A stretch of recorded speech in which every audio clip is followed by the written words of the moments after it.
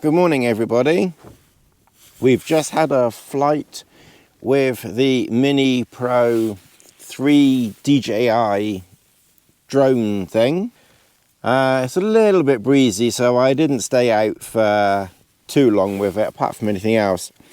I need to somehow try and get moving a little bit this morning. This is my last day. We've had 4 nights, so if this is your first ever video watching me do my mad camping stuff, then cheers to you. This will be part 4 or whatever of a mini series of me in the Lake District, so go and check them all out. So it was a good night last night. The only slight problem was people often go on about rain with Cuben fibre. Rain's not really so much of a problem to me, because if it's raining, it's going to make a noise on anything, and I think from memory, I can kind of like tune out rain on Cuben fibre, but it was quite windy last night, and I think a mid or maybe the Trailstar would actually probably make less noise than this, but this was quite noisy last night in the wind. I think because you've got quite big panels on it, and it's obviously only supported at the front and the back, and then obviously the edges, so you've got quite big panels that are kind of flexing to the wind and the top. So I must admit it was quite a little bit noisy in the wind. Earplugs would clearly sort that out. I had no issues with worrying about whether it would stand up. I've done all that before, where I've been up half the night looking at individual pegs and things like that. Is that peg still there? I'm kind of past that now. I kind of trust these, that they're not very likely to blow away.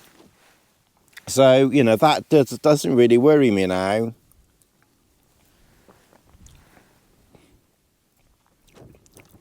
I don't really bother bringing earplugs because I can never really keep the bloody things in my ears. They always fall out. I've got a problem with my ears. I've got eczema in them, and I can't really get it out. So my inner ear wall, just inside there, sometimes it can swell up a little and get a bit painful. And I got some hydrocortisone to put in there just to alleviate it, and I think that does help. But of course I haven't put any on for ages, which is not much cop. But anyway, I've never had any luck with earplugs, so they always just fall out. So I haven't got any, I don't think. I think I've got some at home. I probably ought to put some in, just on the off chance that they do work for me. But certainly, in my experience, for me personally, earplugs just don't really seem to work. You notice, as I said, I have one more of these pillows. This was a large, so we'll kind of see how long, if at all, this one lasts. I like these inflatable pillows. I know people say, they've given up on inflatable pillows, but it's kind of like one of those things that I'm very reluctant to actually, give up on, because they are just so ridiculously light and compact I'm loath to, you know, to actually completely and utterly give up on them. You know, I'd rather sort of fight them a little bit and have that lightness than go to something that, yes, is probably more comfortable, yes, probably won't, you know, go down, but equally, you know, takes up more room as well. This hill directly in front of me, I've had about 3 or 4 couples in the last hour, no, in the last 20 minutes appear up there. It's kind of strange. They're all different. They all get up there. That's as far as they go, and then they turn around and go back. I think. Well, they're not coming down here anyway, and there's only, you could literally, you know, you can only come down 1 or 2 or maybe 3 ways, and I'd see all 3 of them from here.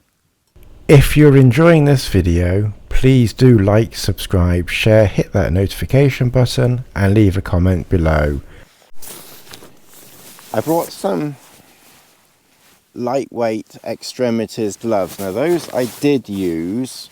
I brought waterproof socks. Those I did not use. It wasn't cold enough around camp. I literally only brought them in case I needed them around camp. And a t-shirt, I never needed that t-shirt.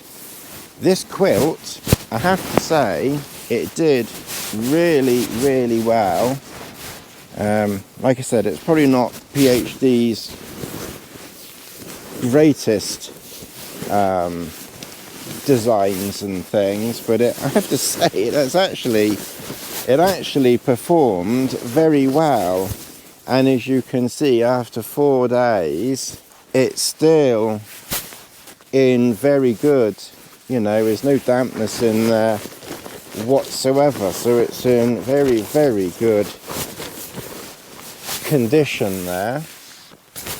I don't think I'm going to be gone for 11, but it's 10:15 now. I really could do with being gone, you know, 11:30, because it's a little walk back to the car. Hour and a half. It's not that far, but I'm not that quick these days, unfortunately. I used to be able to trot off a little distance like that quite quickly, but my little legs are not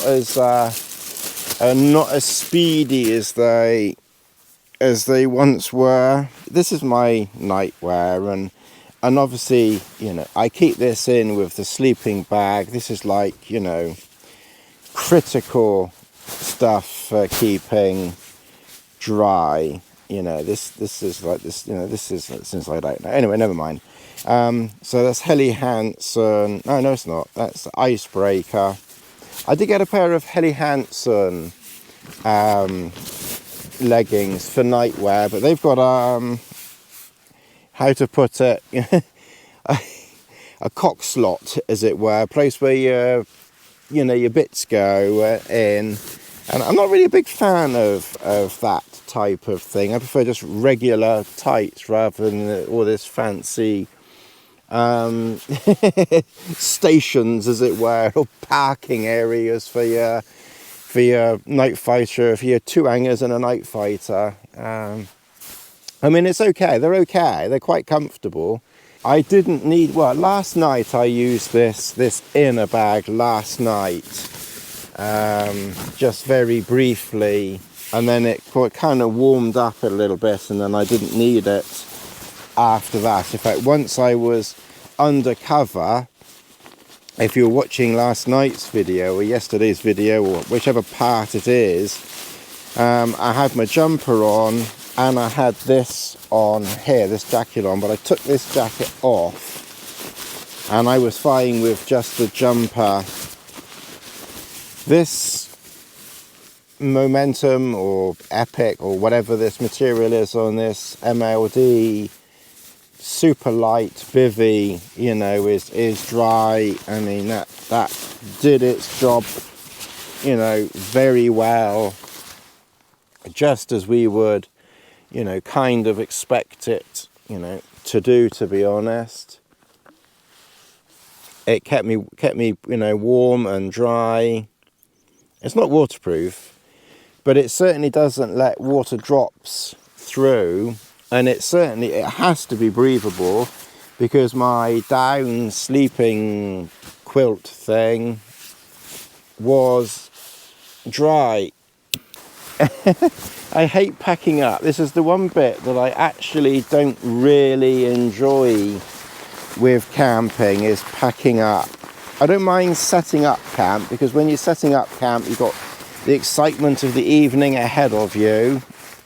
But packing up this time of the year is not too bad, to be honest, but I don't really like packing up in the winter. But then thankfully it's not really been that cold down south, so it's not really been, you know, too much of a problem, to be honest. Okay, so that's literally the size of that Mountain Laurel Design super light bivvy. It packs up very, very small. I've eaten most of my food. Bizarrely, normally I get through both lots of cheese. This time I've not even started that, which is odd. I didn't have soup last night, which again is unusual. But, you know, other than that, I've eaten most of that food. I didn't eat all the crackers, but that's probably why I didn't get through that other lot of cheese. So I've got 4 packets of crackers left. So if I'd have had those 4 packets of crackers, then I would have had that cheese for sure. And I've got quite a few of these left warming up. I suddenly feel very, very warm, so I'm just literally going to put my shirt on a minute. Okay, well, hopefully you can still hear me. So yeah, so that's the food that I've got left. So I've got quite a bit of food left, but I'd rather have too much than not enough. I've got a chocolate fish 100% New Zealand made beanie. That's my, like, literally my go-to for my night time headwear, because it's the one beanie that actually stays on when I'm sleeping. I brought this Arc'teryx lightweight fleece. I think it's like a Polartec. Wore that a few times. That worked well. The only thing that really I am disappointed in is this Sunbless torch. I'd literally, again, only been using it, you know, it's not dark until, you know, 8 o'clock now, and every night I was asleep, and sleep by, I don't know, 10. I think once I may have stayed up later, a bit later than 10. But, you know, apart from that, you know, it was maybe on for a couple of hours for 4 nights. And that would only have been on low beam, medium beam once or twice, literally just in camp. I wasn't walking with it. You know, the red beam occasionally, just to save power as well. And it again ran out of power last night with no warning. It just stops, you know, 1 minute your torch is working, and then without any warning whatsoever, your torch stops, just dies, that's it. And I just don't think, you know, out here that's very safe. because, you know, and it didn't seem to last very long either. Like I said, you know, 4 nights, a maximum of 2 hours a night, you know, if that, but a maximum of 2 hours a night, you know, that's 8 hours of low beam, or the red light. Gotta get the red light out. It just doesn't seem very much. Maybe I'm being harsh on it. Maybe torches only last 8 hours on medium beam. You tell me, you know, is that, am I being harsh, you know? Maybe that is normal, but the biggest gripe that I have with it is that it doesn't give me any indication when it's just going to all of a sudden drop dead, as it were. You know, and the 1 minute the torch is there, and then the next minute the torch just isn't working. And as I say, around camp, you can kind of mitigate it. I will say, one thing, you know, it will work if you put a lead into the back of it, and then the other end in your power pack. It will work. It just means that you're in camp with a wire hanging down. So you look a bit of a twonk, but then I look a twonk anyway, so it doesn't really matter for me. But you know, it will work like that. So you know, you can literally plug it in, and it will work plugged in. Which, as I say, you know, around camp is, you know, tolerable. You know, if you're lying in bed. I'm not sure about moving around, but I can just see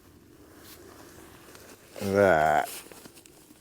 That's one reason why walking around with barefoot's really not the greatest of ideas. Go on, go away. But the thing is, I flicked him and he's over there, so I can actually see him moving around. And I'm always looking where I'm putting my feet. So far I've not been stung, but it's just something to be cautious of.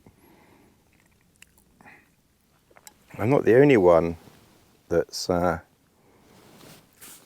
enjoying the sunshine.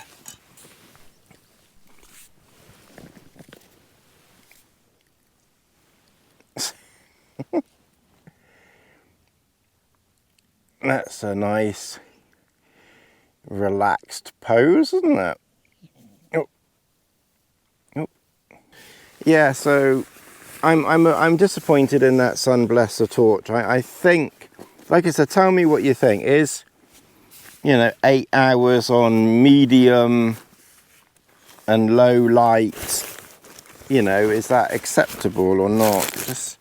It doesn't seem very much to me. But then I've never been out this long, and obviously when I've used the Petzl out for 1 or 2 nights, then I've gone back and obviously I've charged it, you know, I've charged it back up again. So it's difficult to, I don't know. I've put a power pack in the back of the GoPro because I don't want the battery to die. And also, given that I will, you know, probably walk a little bit and maybe talk as we go, we'll kind of see how it goes. I want to make sure I've got enough battery in there that it won't just stop when I'm walking. So that's all of my night stuff, all packed in there, safe.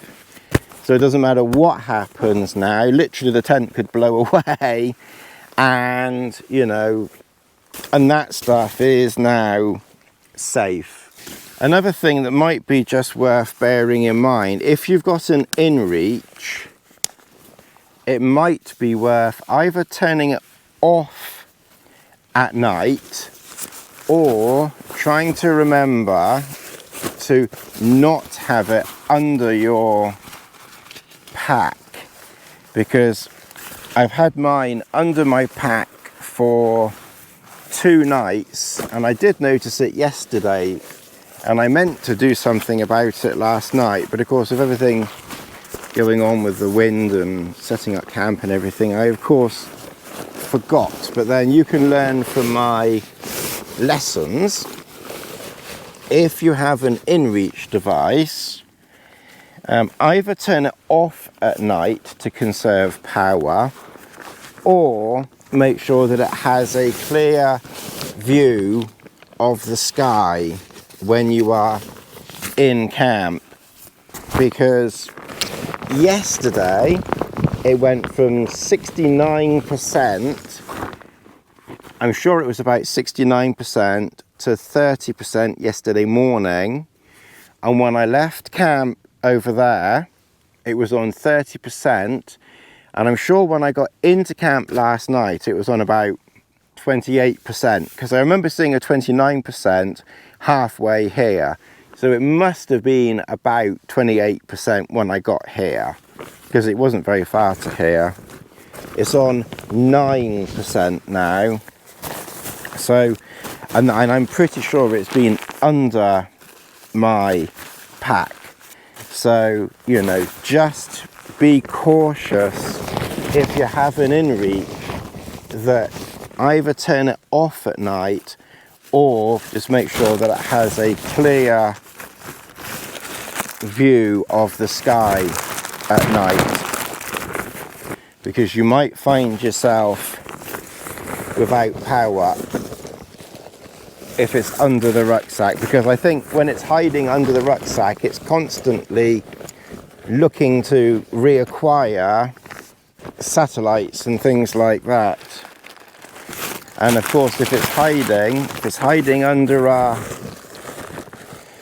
rucksack and it can't see the satellite, it's it's working there trying to, where are you satellite, I can't find you with my satellite. And of course it's it's going to use its reserves of power doing that. My idea of wearing these leggings under my waterproofs worked out very well indeed. I was very impressed with that, because it meant that when I got into camp, or the next day that it was dry, like now, my trousers are dry.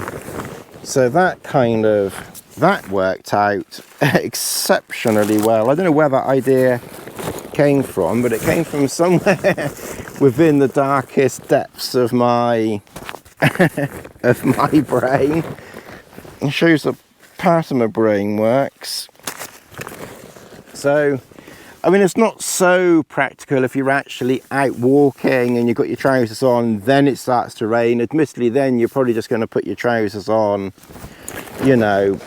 anyway, because it's just the most convenient thing to do. But if it's raining in the morning when you set off, then it's actually not a bad idea, to put leggings on, put your trousers in your pack, keep your trousers dry, put leggings on, and just get the lightest leggings that you can. They don't have to be anything heavy, because you unless it's cold. Obviously if it's cold that's different, obviously, but if it's not cold, just lightweight leggings. And if it's not that cold, then just let your leg get wet anyway, or wear a kilt, or wear shorts, so there are other options.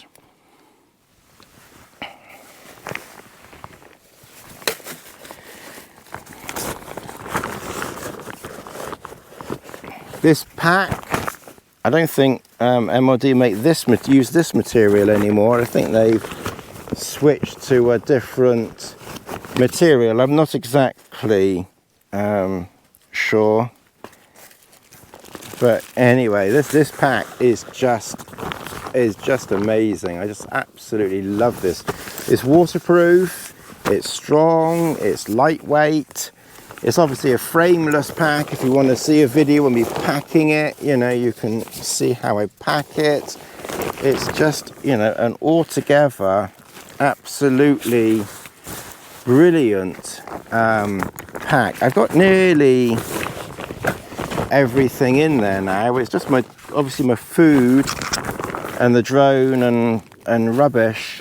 I need to eat my breakfast. So that's taken the time to 22:11. So we've got to keep ticking along here. It's a beautiful morning now. I worked out my tea stuff just about perfectly, so I've got that much milk powder left. I've got, a few tea bags left. Certainly, like I said, I'd rather have, a little bit too much power. That's worked out well.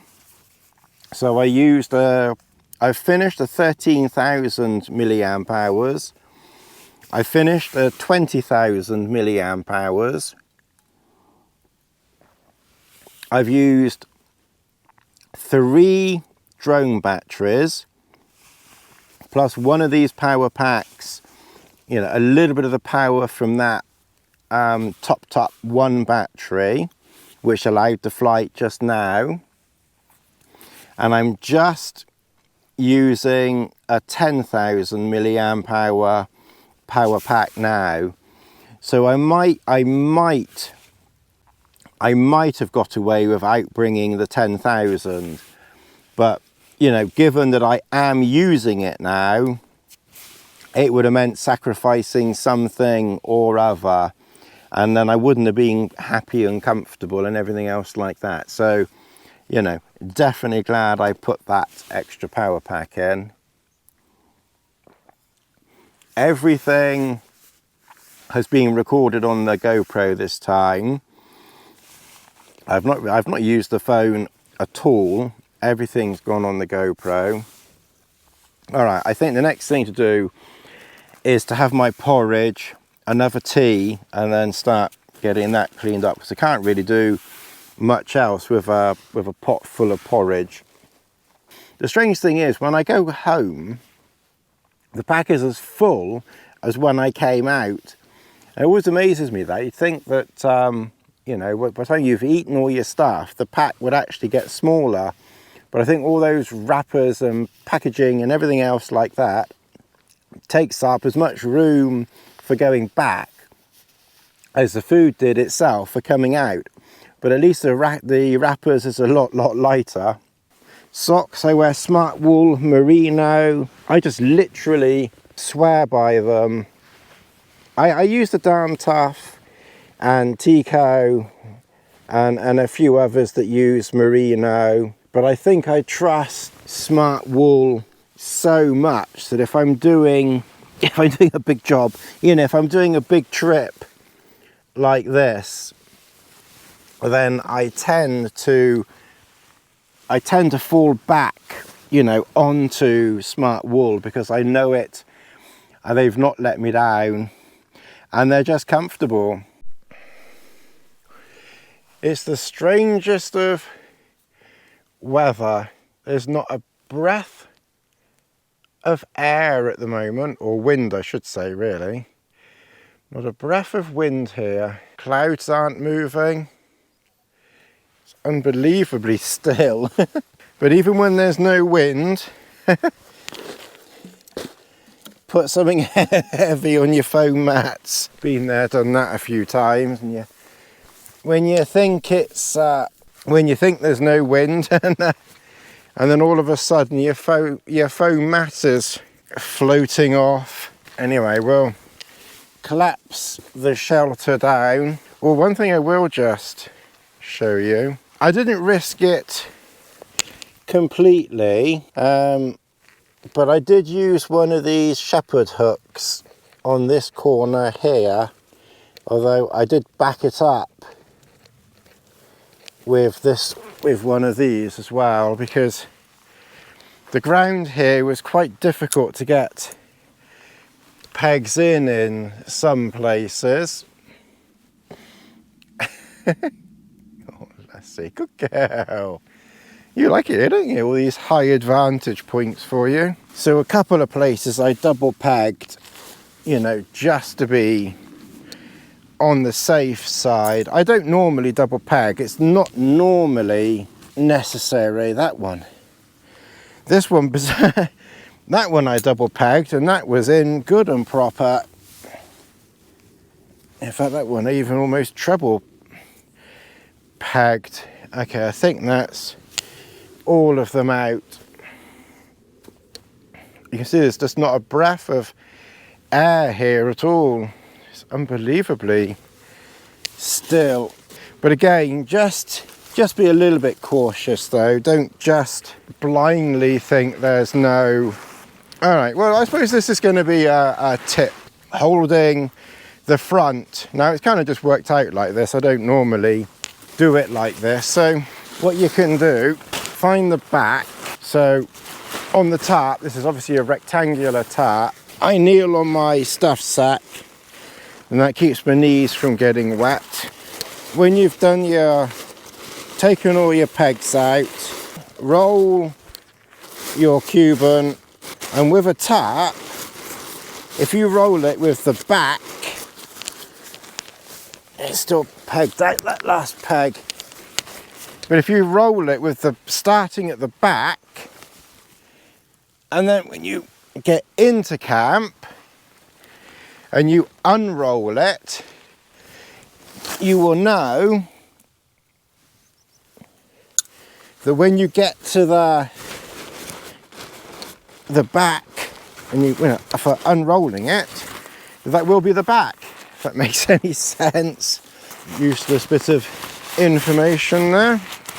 All right, get that put in there, and try and roll it to the size of your stuff sack. And then when you finish, just make sure all your straps are done up properly.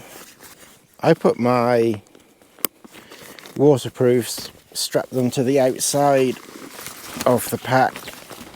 Ooh. It's lighter than it ever has been, but it still feels heavy.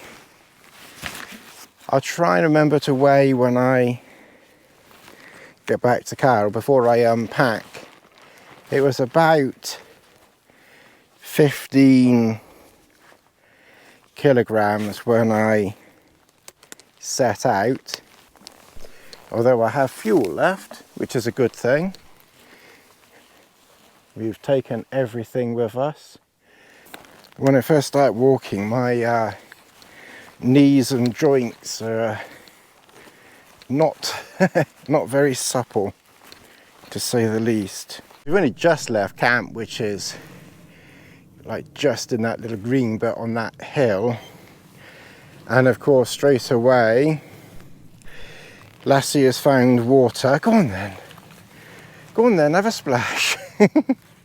Go on then.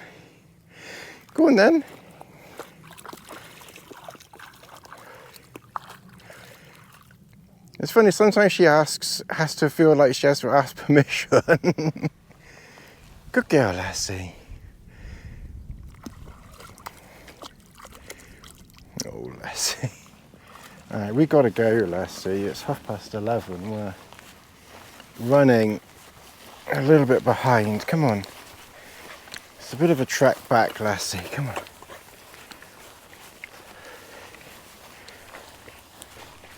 I'm gonna make my way to the end here. The rest you've pretty much seen if you saw my last. Go on then. If you saw my last video up here. Go on then. Oop. That was a bit, oops. That was a bit deeper than you expected, wasn't it? Oh, Lassie. Go on then.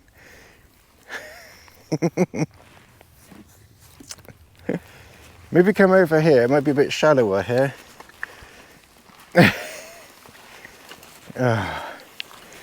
All right, come on, let's get going. You're bound to find more. You're bound to find more splashing holes as we go.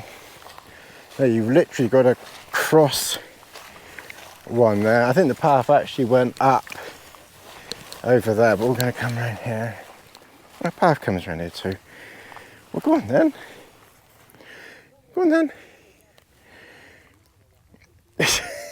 Yeah, silly dog, anyway. Alright. Okay, I can hear voices up there. They've all gone the high road, so good job we're taking the low road.